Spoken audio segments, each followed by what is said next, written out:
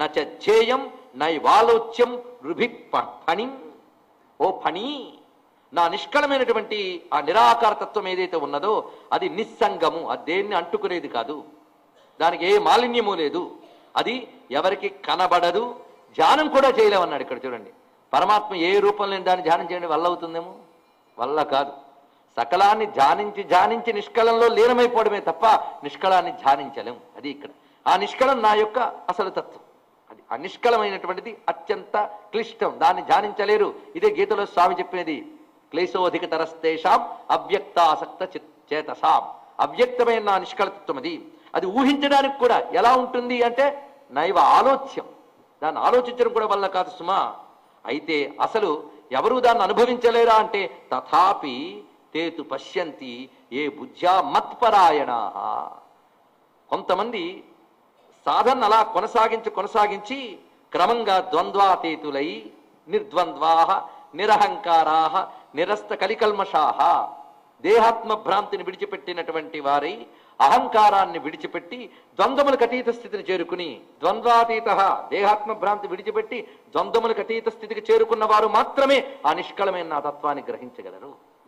మిగిలిన వారు మనోనిగ్రహం చేత, ఇది కూడా అంత తేలిక కాదు, నా యొక్క ఈ సగుణ సాకార సకల స్వరూపాన్ని ధ్యానం చేసి క్రమంగా నా అనుగ్రహం చేత నిష్కళతత్వాన్ని పొందుతారు. ఇంకొక స్వరూపం నాకున్నది, అది చెప్తున్నాను అన్నాడు. అది రహస్యం. అదేమిటంటే పాశజాలం పరిచ్ఛేత్తుం దయమానస్య కేవలం ఆచార్య స్మృతామూర్తి రేఖామే తత్ప్రదర్శని అన్యాపి చిన్మయీ నిత్యా నిష్కళంకా స్థితా మమ.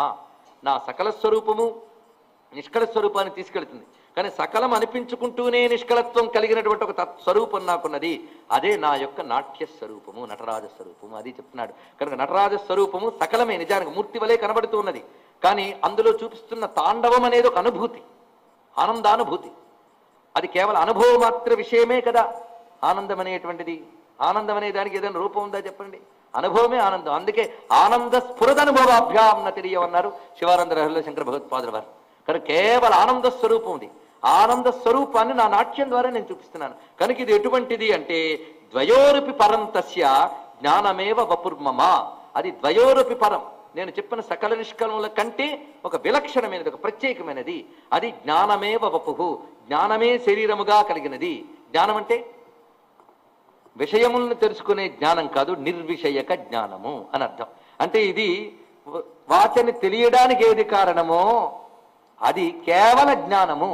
అది ఒక దాని ద్వారా తెలియబడేది కాదు, తెలివియే అది. అది చెప్పబడుతున్నది.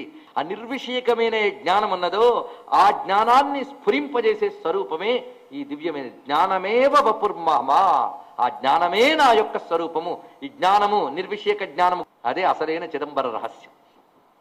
తస్య ప్రాణమయానంద సోహమేవ ప్రకీర్తితః.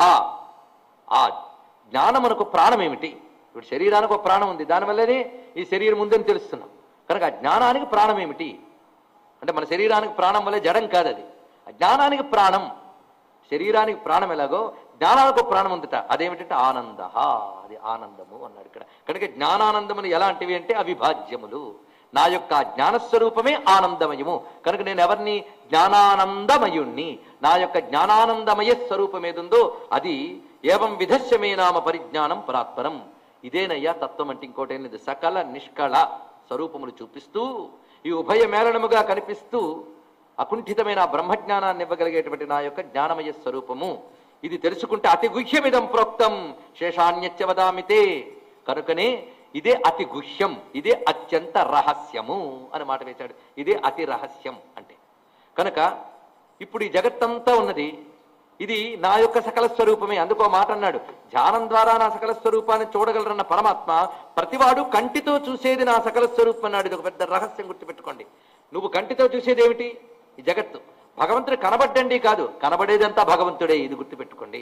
భగవంతుడు కనబడ్డ కాదు, కనబడేదంతా భగవంతుడే. ఇది తెలియాలి. ఇది తెలియడమే ఉపాసన.